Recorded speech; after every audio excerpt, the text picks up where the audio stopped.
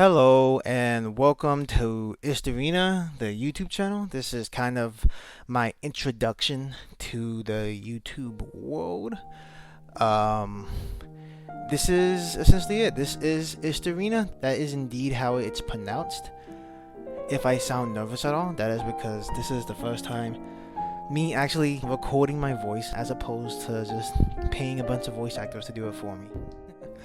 Alright, so essentially, what the heck is Istorina to begin with? What I want to do with this project, Istorina, is I want to present the infinite amount of grand stories that can be found in history. I'm a huge historian. I love the Romans. Some of my favorite. That is one of my most favorite time periods. I love the Greeks, the Persians, Chinese lore, the Three Kingdoms, I love all kinds of history. World War II, everything. And I just find the things in history to be the stories that you can find, the personal stories that we disassociate when it comes to the people from the past, so ingrainedly human and fascinating that it inspired me to do this. It inspired me to create this thing. Watching YouTube channels like Kings and Generals and Battle Baz and Game of Thrones, but I was already working on this before Game of Thrones. It inspired me to create this project here. It's gone through several names, but this is the final one. And that's what the story is all about, essentially. It's just telling how biased and incomplete sometimes history can truly be, and how the misperceptions of not knowing information can really change an entire generation or an entire continent of way of thinking. I just think back as to Julius Caesar, and how really the guy was kind of a tyrant asshole who kind of came through, and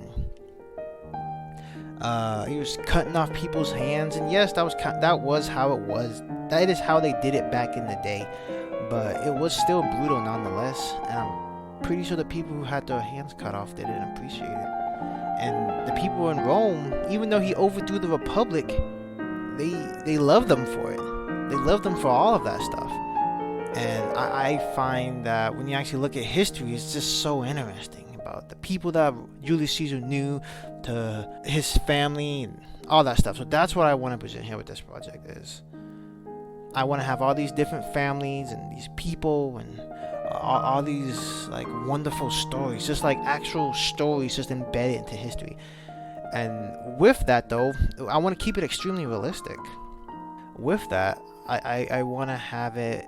I want to have Istorina to be, even though there are stories in it, sometimes in history, stories end haphazardly, and you have a build up to something, and maybe it doesn't have the most satisfying ending sometimes. And I'll try to keep that on the down low, but sometimes that's just the way it is.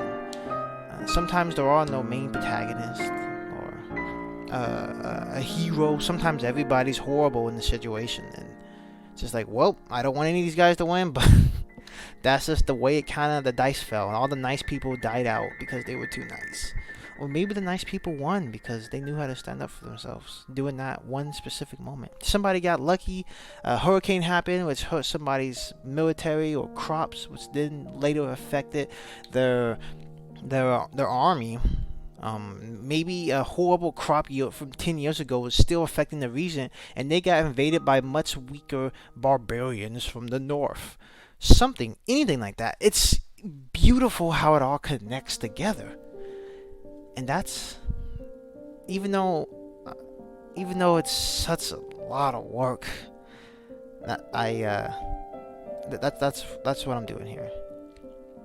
So when it comes to the story itself of Istorina, when it comes to the speakers in the video specifically, and I'm gonna make a video about the actual kind of like a commentary over the video itself, maybe just giving some thoughts about what I was thinking back then and things like that. But the speakers were kind of presented. There were 3 speakers. They have the overseer. That is the guy with the bombastic voice. Then you have the girl, which is, I guess you could say, the main narrator of the story. I think her name was Laziltia, something very nice. I really like that name. Not narrator. She is essentially a woman who was born under the kingdom of man, and that kingdom, and so everything that she says in that video is very much so biased towards that. And sometimes she's not across the board. She doesn't think one way 100%, but for the most part, she's very much pro-May, pro-Kingdom of Man. And you'll hear her talk about how she's very xenophobic, like the culture is very xenophobic. She is just a person who is a symptom of her society. What she thinks is what she knows is what her mom and grandma and father have told her, and what her husband has told her, and what she thinks is what society expects her to essentially think. Really, like, researching a lot of this, I have come to understand that, especially in history, people don't have the liberties, people don't have the freedoms that we do, and they don't even want to. They don't even think about it back then. It just is. And there was a moment where she's talking about how somebody's looking at me, and that's like, I'm implying that's her husband essentially, and she's like an obedient wife, because that's how things were back then. You know, the men are in control, and the women are back at home doing whatever women did back in that day, you know, just making babies and taking care of the family, and that's what they did. And of course, yes, there are women that are in charge of, like, there was May. She is a woman, she's in charge, and people do respect her, and I've laid all that out. This is the time to get into that, how that's possible while people can also still be sexist towards women. And then you have Sarah, same thing, at another time for another video. But essentially, the way there's also the trader, the guy who talks from the perspective of the Western Lakes, who loved Timur, who like licked his feet, he licked the ground he walked on, and that trader guy, he is essentially trying to show a different perspective, how the first girl was of May, and this guy is of Timur, and he kind of just he doesn't really have a thought on the Western Lakes too much, but he definitely does hate everybody else.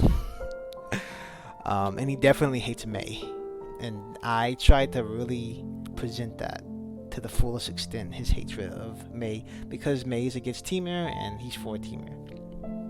So now that you kind of have a good understanding of what I'm going to do, what's coming next? What am I going to do?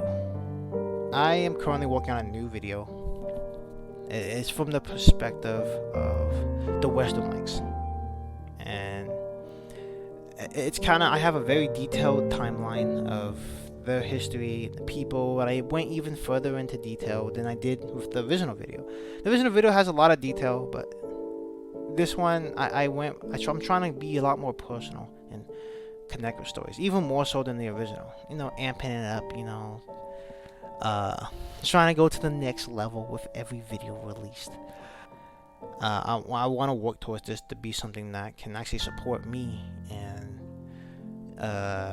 something I can work on full time, something I can do as a passion. So what do I have long term for this project? What's the end goal here?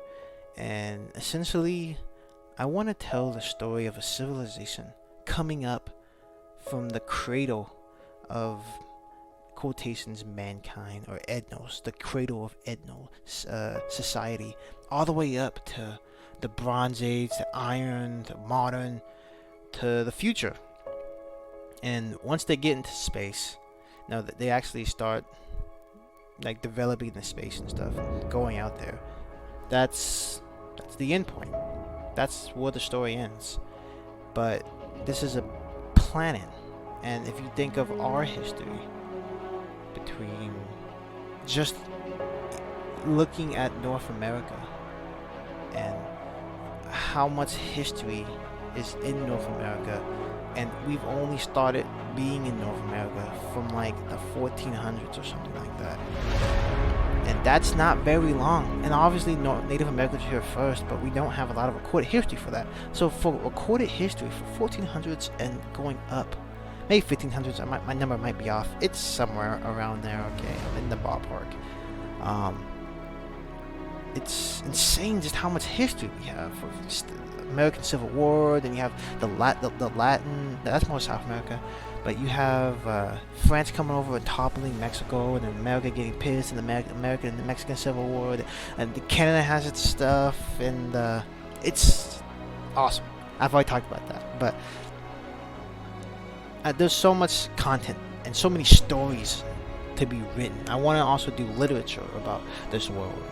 Like what was a random Yahoo from around the block? What was that guy doing when Riv came in? He took over the civilization. What was it like to be a civilian during these times? What was it like to be a soldier fighting for the kingdom of Maine and not believing in what Maine stands for? Maybe he hates her because she's a woman. Maybe obviously sexist. Maybe he's a horrible human being. He's stealing, raping, pillaging. He's just scum. A lot of people were kind of scum back in the day because they had different levels of morality. But maybe follow the paths of like an orphan who, doing this warless hellscape, how did children who didn't have parents survive through all this when there wasn't a lot of charity going around? This is the beginning of civilization. There's so many stories to tell, between the little man to up in the bureaucracy to traders to barbarians to all kind of stuff.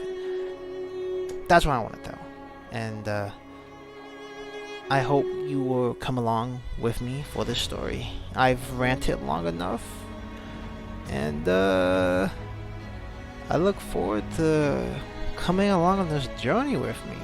For lovers of history, welcome, because we're going to be creating it ourselves, straight from scratch. Get out the blueprints and all that. Okay, anyway. Yeah. Thank you for sticking around, and I'll see you in the next video.